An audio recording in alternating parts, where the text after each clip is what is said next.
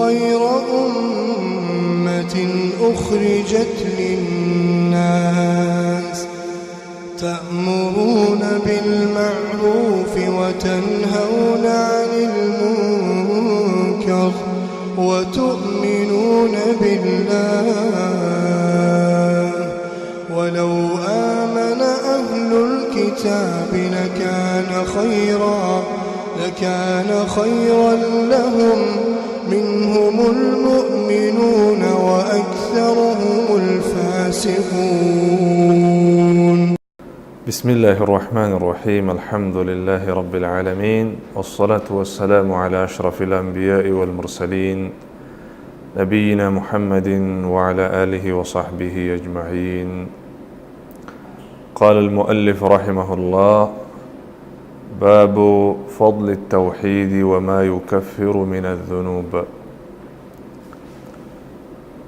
دی باب کې مصنف رحمه الله د توحید فضیلت راوړي، د توحید فضایل ذکر کوي، او دا کمالی ځکه چې سړی د یو څیز فضیلت واوري، فواید واوري، په فضیلت باندې پوه شي، نو بیا د هغې اهتمام کوي. ذکر فضائل الشیء للاهتمام به. د یو څیز فضایل چې سړی وپېژني، نو بیا د هغې اهتمام شروع کړي. نو مصنف رحمه الله دا باب ذکر راوړه. د توحید فضیلت پرون مختصر ذکر شه، او د توحید فضیلت دا دی چې د هغې فضیلت نه ختمیږي، ډېر فضیلتونه لري، ځکه ټول دین دی. اوس مصنف رحمه الله یو آیات راوړی، اوس احادیث یې راوړي چې د دې موضوع سره تړاو لري، یعنې د توحید فضیلت پکې ذکر دی. مصنف فرمایي: وقول الله تعالی، او د الله سبحانه وتعالی په دې کلام کې سوچ وکړه، دا آیات کا په دې کې فکر او سوچ او تدبر وکړه چې الذین آمنوا ولم یلبسوا ایمانهم بظلم. هغه کسان چې مؤمنان دي، ایمانی دولت ورسره دی، ایمان یې راوړی دی، او د ایمان سره سره ولم یلبسوا ایمانهم بظلم، او نه یې دی ګډوډ کړی د ایمان سره ظلم. ظلم نه مراد دلته شرک دی، یعنې داسې مؤمنان دي چې د ایمان سره شرک نه دی ګډوډ کړی، بلکې موحدین مؤمنان دي. نو دغه آیت کې راځي چې اولئک لهم الامن، داسې بهترین او خوشبخته انسانان چې دي، د دې دپاره امن دی، امن به ورته الله په دنیا کې ورکړي، وهم مهتدون، او په آخرت کې به دوی ته الله سبحانه وتعالی ورته هم امن ورکړي. په آخرت کې، په دنیا او آخرت کې ورته الله امن او هدایت ورکوي. نو په دې کې فضیلت د توحید څه شه؟ الامن والهدایه من فضائل التوحید. امن او هدایت دا په توحید سره ملاویږي. ظلم نه مراد شرک دی. د حدیث کې راځي، صحابه کرام ویل چې یا رسول الله، من کې خو داسې څوک نشته چې ظلم یې نه دی کړی، ځکه د هغو ذهن عام تقصیرات او ګناهونو طرف ته لاړ. نو رسول الله فرمایل چې نه، دغه مراد نه دی. آیا تاسو د رجل صالح د لقمان خبره نه ده اورېدلې چې ان الشرک لظلم عظیم؟ اصل کې ظلم هغه شرک دی چې د الله په حق کې دی، ځکه عظیم ظلم دی. الغرض دغه فضیلت پکې ذکر شو.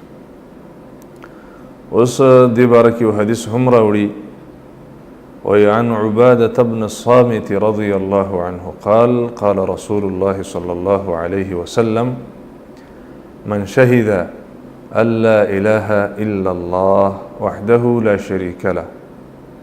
عبادة بن صامت رضي الله عنه جلیل القدر صحابي دی، فرمایي وی د الله رسول فرمایلی دی صلی الله علیه وسلم: من شهد ان لا اله الا الله وحده لا شريك له. څوک چې د توحید اقرار وکړي څوک چې دا ګواهي ورکړي چې حقدار د بندګۍ نشته دی مګر یوازې یو الله دی، صرف الله د بندګۍ او د عبادت حقدار دی. وان محمدا عبده ورسوله، او دا اقرار او اعتراف وکړي او په دې ایمان راوړي، یقین پوه وکړي چې محمد صلی الله علیه وسلم د الله بنده دی، بنده او رسول دی، نور نه دی بلکې د الله بنده دی او الله ته نور ورکړی دی. خو انسان دی، بشر دی، واده کړی دی، ودونه کړي دي، ژوند یې تېر کړی دی، په عامه معاشره کې قوم نسب معلوم دی، کلی معلوم دی. نو دا د مشرکینو اعتراض دی چې موږ د محمد صلی الله علیه وسلم تابعداري ځکه نه کوو چې دا خو بشر دی، موږ ته نور پکار دی، ملایکې راته پکار دي. دویمه خبره، درېیمه دا چې وان عیسی عبد الله ورسوله، او د عیسی علیه السلام په رسالت او د هغې په عبدیت باندې ایمان راوړي. وکلمته القاها الی مریم وروح من، دې ټکې لږ وضاحت دا دی او دا ایمان راوړي چې دا د الله کلمه وه چې ورکړې وه مریم ته. د دې معنا دا ده چې دا د الله هغه کلمه ده چې مریم علیه السلام ته زیری ورکړی و مخکې د دې نه چې هغه حمل شي په دې باندې، مخکې د دې نه چې دا د هغه په خېټه کې حمل ونیسي. نو جبریل راولېږه او زیری ورته ورکړه چې زه انما انا رسول ربک، زه ستا د رب استازی یم، لأهب لك غلاما زکیا، د دې دپاره چې تا ته یو پاک هلک درکما. نو دا یې معنا شوه. وروح من معنا دا ده چې دا عیسی علیه السلام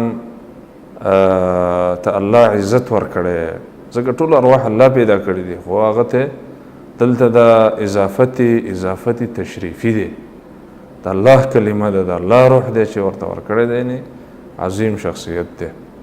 او په دې ایمان راوړي چې والجنة حق، جنت حق دی، والنار حق، اور باندې یقین ولري چې اور شته دی. نو ګوره هغه شاهد دا دی د باب هغه فضیلت دا دی چې ادخله الله الجنة على ما كان من العمل، الله سبحانه وتعالی به جنت ته داخل کی هر یو عمل چې په هر یو عمل چې دی. مقصد دا دی چې الله به د ګناهونه معاف کی او جنت ته به داخل کی. د دې معنا دا ده چې جنت ته خو به لاړ شي، خو بیا به د سره د خپل اعمالو مطابق که عملونه ډیري نو الله به ورته اوچتې درجې ورکړي په جنت کې، او که عملونه کمي نو بیا به ورته کمې درجې ورکړی شي، خو جنت ته به الله ورسوي. همدارنګه اخرجاه، دا حدیث صحیحین راوړی، ولهما فی حدیث عتبان، او همدغه رنګه د صحیحینو په یو روایت کې چې حدیث د عتبان دی، ولهما فی حدیث عتبان، هغې کې راځي چې فإن الله حرم على النار من قال لا إله إلا الله يبتغي بذلك وجه الله. الله سبحانه وتعالی هغه څوک په اور باندې حراموي څوک چې د توحید اقرار وکړي، د دې کلمې اقرار وکړي او د الله د مخ دپاره، یبتغي بذلك وجه الله، په دې باندې د الله مخې مرادي. نو مقصد دا دی چې صرف ویلو ته اعتبار نشته دی، بلکې کلمه باندې به اقرار کوي، والعمل بمقتضاها، او د کلمې چې کم مقتضیات دي، کم مطالبات دي، په هغې به عمل کوي.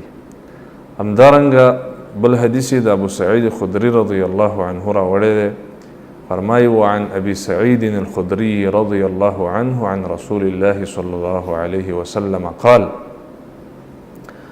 ابو سعید الخدری رضی الله عنه فرمایي چې د الله رسول صلی الله علیه وسلم فرمایلی دي، قال موسى علیه السلام، موسی علیه السلام او فرمایلی یا رب علمني شيئا اذكرك وادعوك به، ای زما ربه ما ته یو داسې ذکر راوښایه چې په هغې باندې زه تا یادوم او تا رابلم. مقصد یې دا چې ما ته یو خاص ذکر راوښایه. نو قال یا موسی، الله سبحانه وتعالی وفرمایل یا موسی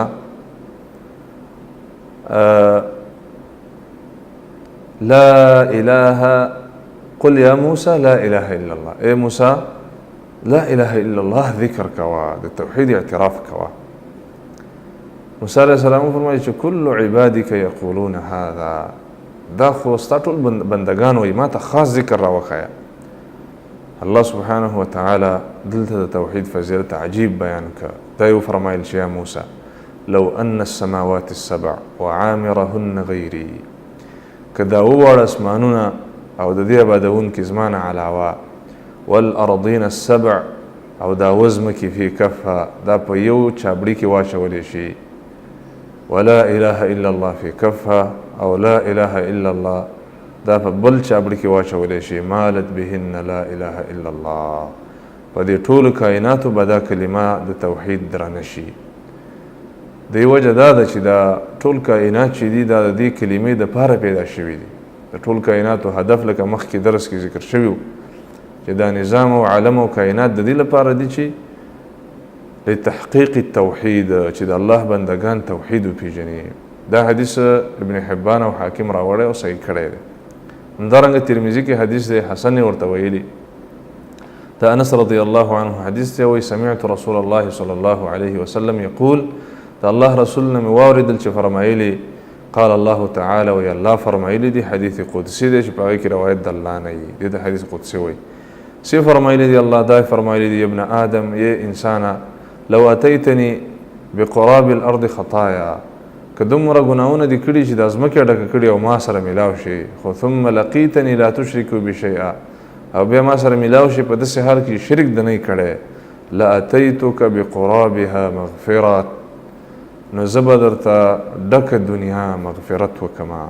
دا ډېر لوی فضیلت دی د توحید چې دا ګناهونه پې الله سبحانه وتعالی معاف کوي. الله سبحانه وتعالی دې زموږ او ستاسو توحید کامل کړي. په دې کې څه مسایل دي هغه به بل درس کې بیان کړو باذن الله تعالی. والله تعالی اعلم، وصلى الله وسلم وبارك على نبينا محمد وعلى آله وصحبه أجمعين.